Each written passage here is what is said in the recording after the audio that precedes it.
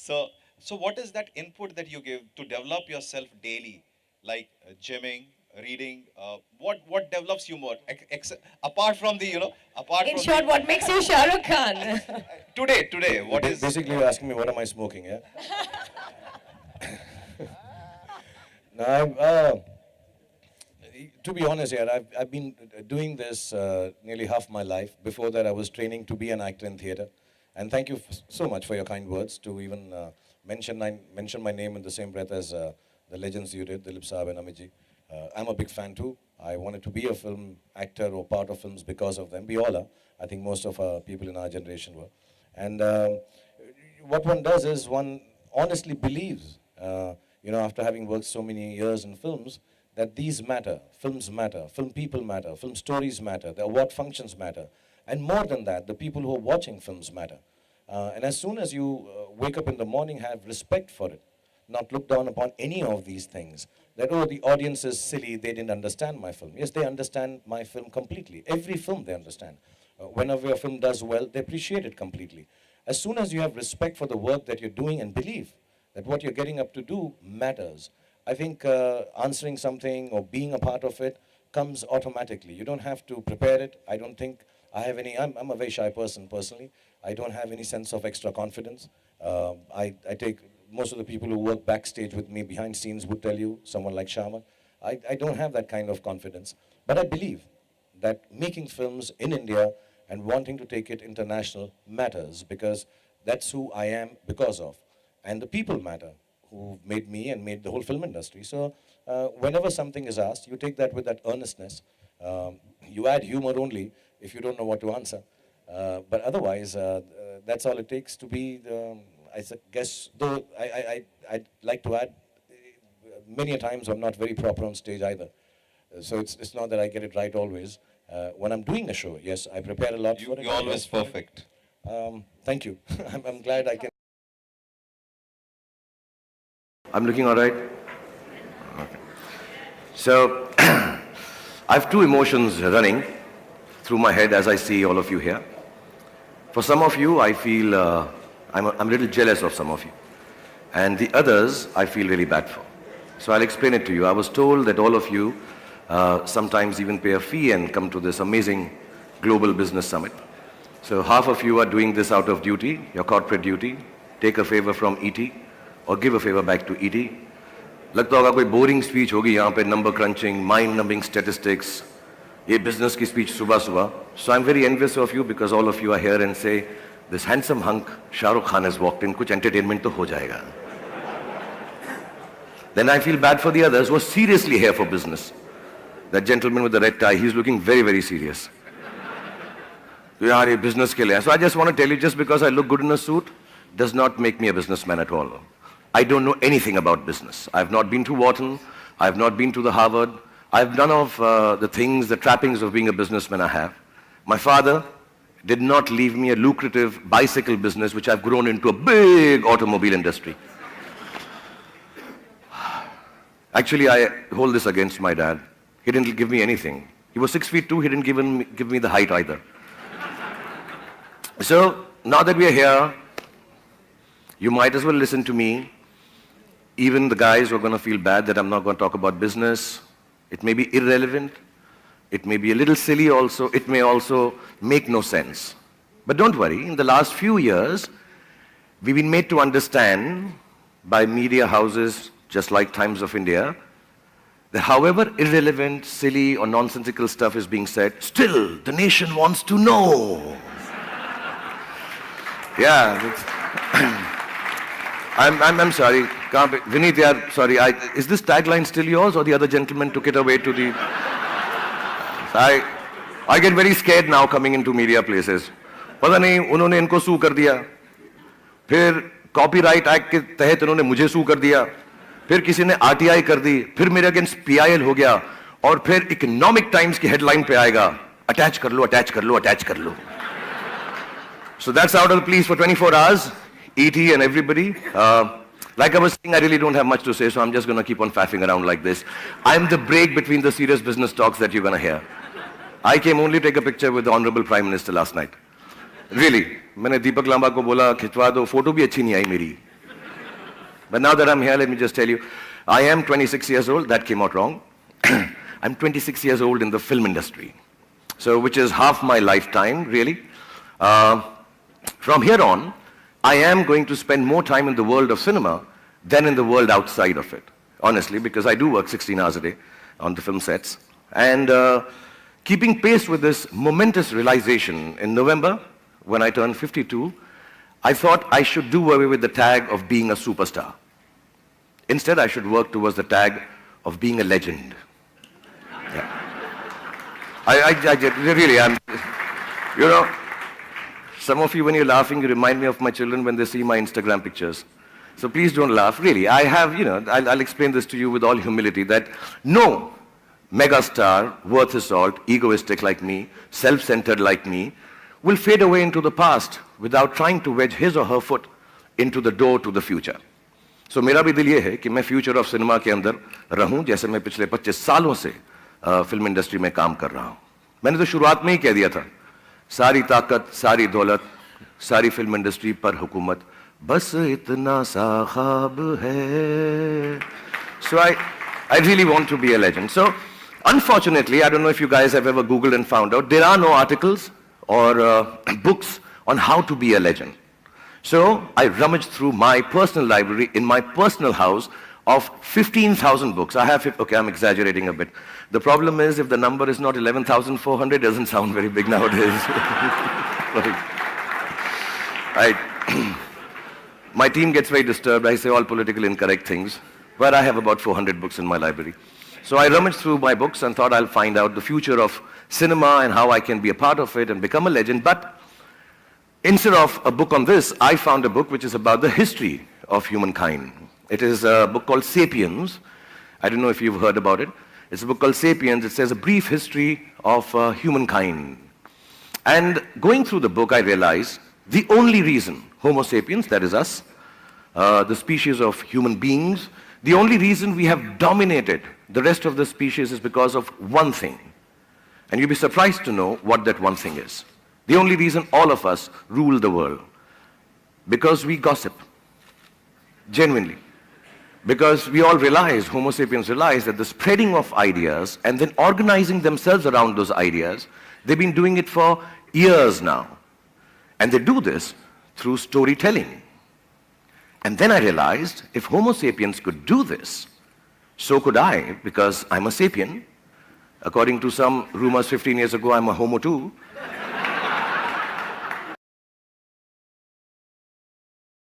No, I'm being honest, really. I really host very well. And I'm not being pompous. अब अगर honesty का कुछ इनाम है तो मुझे फिल्म फेयर अवार्ड नहीं कर दो ना यार. Honesty का. I really think I'm very good. मैं बहुत अच्छी hosting करता हूँ. मैं impromptu हूँ. मैं कैसे बेच रहा हूँ अपने आप. मैं impromptu हूँ. मेरे को teleprompter नहीं पढ़ना पड़ता है. Last minute पे presenters change होते हैं. मैं कुछ ना कुछ उसका कर लेता हूँ. पूरा का पूरा item change हो जाए. सलमान भाई बोलते हैं मैं अभी नहीं आऊँगा, 1 घंटे बाद मेरा performance है. मैं घुमा लेता हूँ. Handsome हूँ. Dance भी कर लेता हूँ. English भी बोल लेता हूँ. हिंदी भी बोल लेता हूँ. नहीं यार, दूर दूर तक कोई नहीं है मेरे जैसा. No serious. मैं मजाक, please don't take यार तुम लोग. I'm not demeaning anyone. I think जो सब करते हैं बहुत अच्छे हैं और they should do it. मैं एक ही करता हूँ अमूमन फिल्म फेयर का, लेकिन मैं really बहुत अच्छा. मैं seriously यार.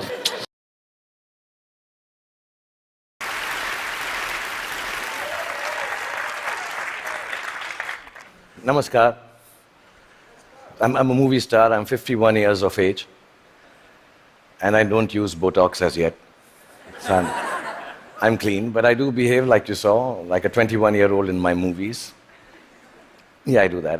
I sell dreams, and I peddle love to millions of people back home in India who assume that I'm the best lover in the world. If you don't tell anyone, I'm going to tell you I'm not, but I never let that assumption go away. I've also been made to understand there are lots of you here who haven't seen my work, and I feel really sad for you.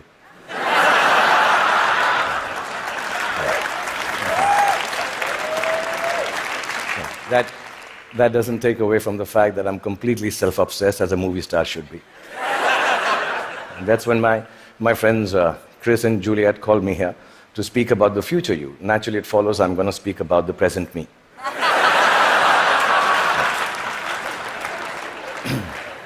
because I truly believe that humanity is a lot like me. It is. It's an aging movie star, grappling with all the newness around itself, wondering whether it got it right in the first place, and still trying to find a way to keep on shining regardless. I was born in a refugee colony in the capital city of India, New Delhi. And my father was a freedom fighter. My mother was, well, just a fighter like mothers are. And much like the original Homo sapiens, we struggled to survive. When I was in my early 20s, I lost both my parents, which I must admit seems a bit careless of me now.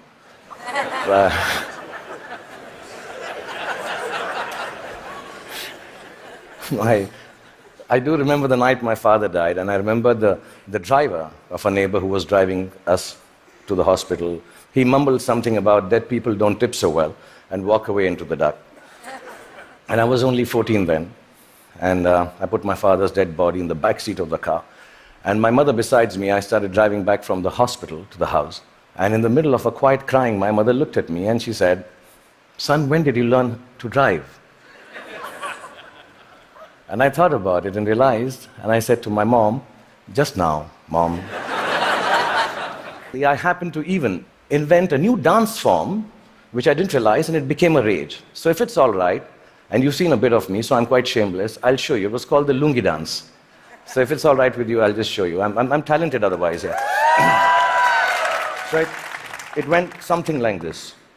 Lungi dance, lungi dance, lungi dance, lungi dance, lungi dance, lungi dance, lungi dance, lungi dance, lungi dance, lungi dance, lungi dance, lungi. That's it. It became a rage. It really did. Like you noticed, nobody could make any sense of what was happening except me. And I didn't give a damn, really, because the whole world and whole humanity seemed as confused and lost as I was.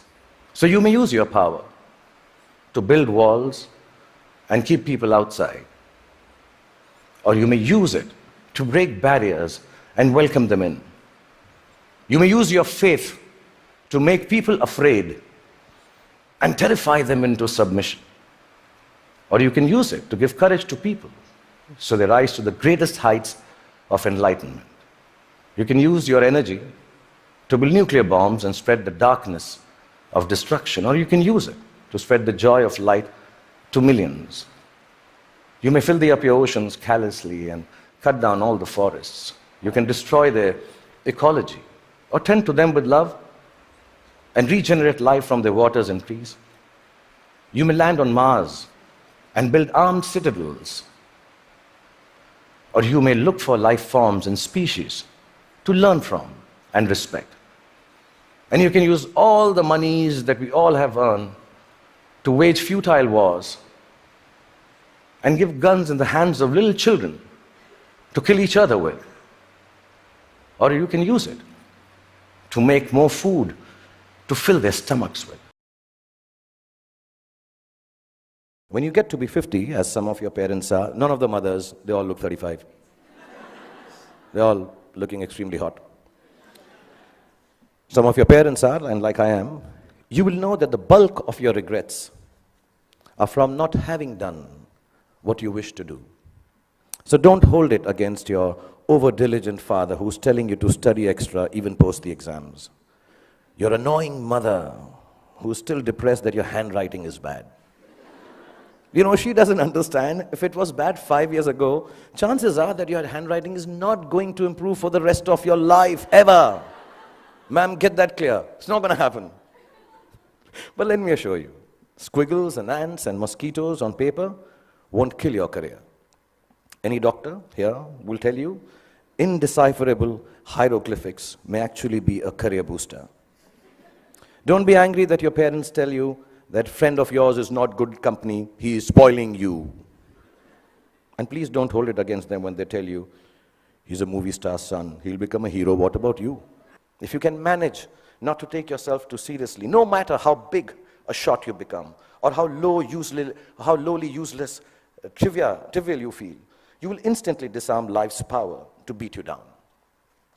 It makes you braver to face ugliness because it changes your perspective. Humor is actually the deafness to see the world, the reality, for the transient farce It really is. It's like a talisman for survival. Cultivate it and allow it to lighten every heavy moment. Wear it like a vulgar tattoo if you don't already have one. Don't ever let it get washed away in the turbulently beautiful seas of life. It's your ticket to staying young and childlike forever. And you'll realize why it matters to stay childlike when you're my age. And you watch this speech on YouTube with your children. I'll probably have kicked the bucket by then, having smoked enough cigarettes to light up a forest. But I certainly hope that you will have understood what I understand now. No, not that smoking kills, that part is okay. But what I'm referring to is what counts as the most beautiful and final gift that my father gave me. I only realized it was a gift on the day he died, when I was 15 years old. A gift your parents have given to you already. Yes, the singularly most exquisite gift you and I have been given is the gift of life itself. There is nothing that marks a man or a woman out from the ordinary more perfectly than grace. Grace is the consciousness that life is bigger than we are, and therefore our gratitude for it must match its vastness. It is the understanding that everyone we encounter, whether they are loving towards us or offensively abrasive, is a human like we are. It is knowing that experiences shapes human beings, and no matter how good we are at something or how successful we may become, we are never better than the other person. If you can live your life with grace towards those around you, you will accomplish more than you could if you became the President of America. That came out wrong, knowing that Donald Trump is so close to becoming the President of America.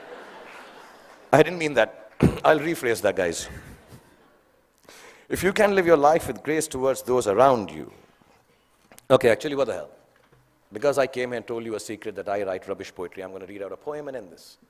This is the most rubbish poem you'll hear, but keep it in your heart because I'm the damn chief guest tonight. If your after party, EDM, I assume this is the music. I thought I'd be very cool if I used the word EDM. Is EDM cool still? Class of 2016, is it cool? No? Okay. If your after party EDM stone sunrise has found you, with dog shit, wrappings, and friends that will not confound you, and you start on this journey with a brave heart about you, if you live life with grace towards those around you, you'll get where you have to, and it won't astound you. If it isn't Ferraris and a White House that downed you, you won't need an entourage to always surround you. It's your truth you will have that will shelter and ground you. And you'll remember this day as the day that unbound you. From the walls of this beautiful school and the teachers, exams and all the rules that sometimes seem to hound you. And let me tell you, you all will be successful. Let me remind you. Now it was remind, but because it's not rhyming, so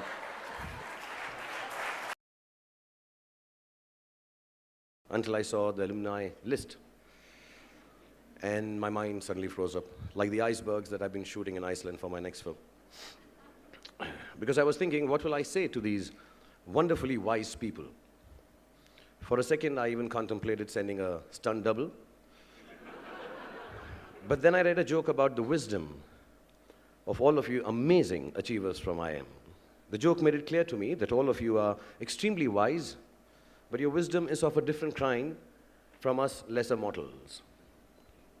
It went something like this, so I'll tell you the joke. So if it's wrong and politically incorrect, please ban me. Yeah.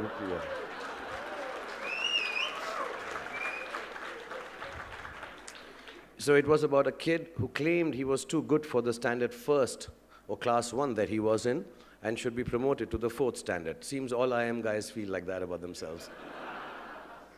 So he was marched to the principal's office, and for gender equality reasons, even in jokes, the principal happened to be a lady. So she thought the kid should be given a fair chance, as ladies are always fair, and said she would ask him a few questions. And if he answers them right, he will be promoted to the 4th standard, as he wished. Her first question to him was, what does a cow have 4 of, and I have only 2 of? And the boy, after a moment, said, legs. What's in your pants that you have, but I do not have? The boy said, pockets.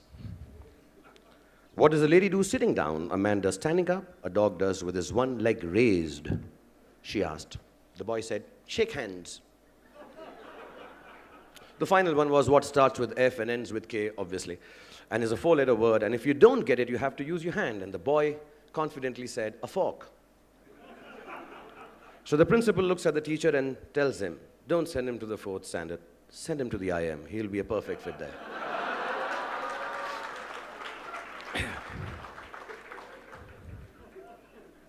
So that gave me some confidence to stand before you all. Maybe in your quest for knowledge, you all might have overlooked some very basic and simple truths. So here I am, not to tell you those answers, but just kind of widen your horizons about what the answers could have been.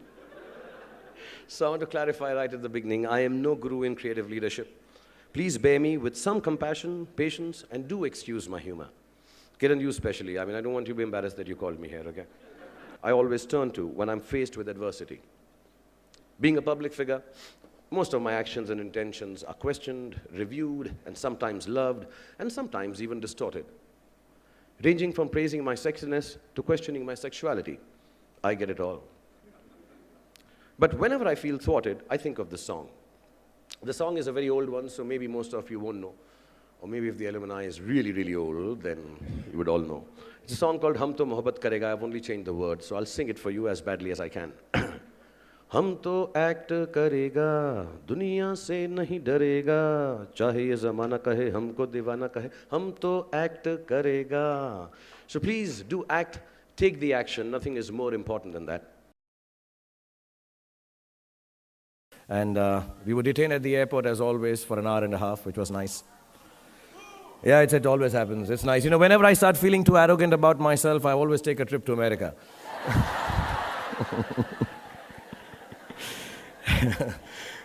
Yeah, the immigration guys kick the star out of stardom. And, but I have my small victories. They always ask me how tall I am, and I always lie and get away. 5 feet 10 inches. Next time I'm going to be more adventurous. What color are you? I'm going to say white. Well, okay. So I'm supposed to be serious here because this is for students and kids. So first of all, let me just thank the faculty and students of the Yale University, fellows of Timothy Dwight College and the Chubb Fellowship, and Master Jeffrey Brenzel for being so kind. Thank you. Yale Office of International Affairs and the Yale South Asian Society. And of course, Isha for dealing and following up with the most disorganized and incommunicative person in the world, which is me, to fix today's meeting with you all. I'm really, really happy, very humbled, very honored, and thank you for having me over here. Okay, I have memories of, I've been here before. 5 years ago, I was here in Yale. I was doing the song. Some of the shots, the ones at the graveyard, they were shot here. And no, I'm being honest, yeah. And it was very cold. It was, I think, 5th or 6th of December. It was snowing here. And I remember I was doing a song from Kabhi Alvida Na Kehna in the middle, yeah. And I was trying to kiss Rani Mukherjee while mouthing the words. We do that in Bollywood for all the guys who don't know how it is. Yeah, we sing songs and we try to kiss girls at the same time. And I'm being honest, my mouth froze in the middle of Kabhi Alvida Na. Yeah, I had a lockjaw, yeah. So I'm hoping my second outing to Yale is a little better, because otherwise it just won't sound right if I was to get stuck on. I don't know what you guys call yourselves, Yale tides, Yalers. Yeah, that. I hope I don't get stuck at yeah and go beyond that, eh? So I was told not to dwell too much on my movies when I spoke to you. I am to give you an inspirational talk, tell you stuff you can think about when you leave this room. Now that worries me, it gives me performance anxiety. About 1,500 of you here, hoping to hear words of wisdom from this sexy, desirable man who couldn't kiss a girl last time he was in Yale because it was too cold. But I want to tell you right in the beginning, I'm not that guy. I'm sexy and desirable, but I'm But I'm not about to leave you any more inspired than you were when you walked in here. And I did this lame joke on Google. Yes, I go to Google and search everything there. Even my next script I'm searching on Google now. And the joke was like this. A dying man gasping for breath desperately gestured to the priest by his side for a piece of paper. With great effort, he then wrote a few words on it, handed it to the priest, and passed away. The priest kept the paper in his pocket and forgot all about it until the final service. Here he suddenly recalled the dead man's last scribble. Unfolding the paper, he told the funeral congregation that he was about to read great words of inspiration from the dying man. He opened the paper. The piece of paper had these words on it. "You are standing on my oxygen tube, you fool." So I'm going to be kind of like that priest. Don't expect words of wisdom from me. I'm just going to tell you my life's journey in very simple words, and which may not leave you inspired, but will help you survive this life. And if you can do that, kids, if you can survive, happiness, creativity, and success will follow on its own. Only I hope my words will give you enough insight when you hear the story that I have to tell you, that you can tell the world, move over, you're standing on my oxygen tube. I need to breathe, yeah. So journeys can be defined by age and time, or even by destinations, as most often they are. But I feel it's hard for me to tell you the story of my life in those terms because the concept of time has always eluded me. The day my father died seemed longer than my entire childhood. The day I felt my first success seemed fleetingly a hour long, not long enough perhaps. I wondered where it went. Even the cycle of time confounds me. I work the dark until sunrise on most days and fall asleep as the world awakens to light. My friends call me an owl. I like to think of myself as Batman, the Prince of Darkness. As some of you would know, I have a superhero fetish here, so I keep bringing this back. Age is not my forte either. I still cannot fix my own. Am I 45 or 15? If I could, would I be romancing girls 1/3 my age who normally would call me uncle? I had so much fun collecting the action figures of my last film called Ravan that none of the critical reviews tanking my film affected me at all. And as for my destination, I don't think I ever knew one. I walk, I run in the direction of my dreams. Things change along the way. People change, I change, the world changes, and even my dreams change. I don't have a place to arrive. I just keep doing what I know how to do the best that I can do it. I'll probably end up deluded, geriatric, in a wheelchair, wearing a cape and tights, imagining my own flight out of this world, but of course with a young girl in my arms. So I'll tell you the story of me, but I'll tell it in my own way, in the language of my perceptions, in the things I think matter beyond fame, success, and the dyeing of my gray hair. I have understood that the measure of my life lies in the expanse of my heart's experience, and nothing else matters. If you take anything out of it, good. Otherwise, I've been told by the master, I can put on music and dance for you on Chamak Chalo.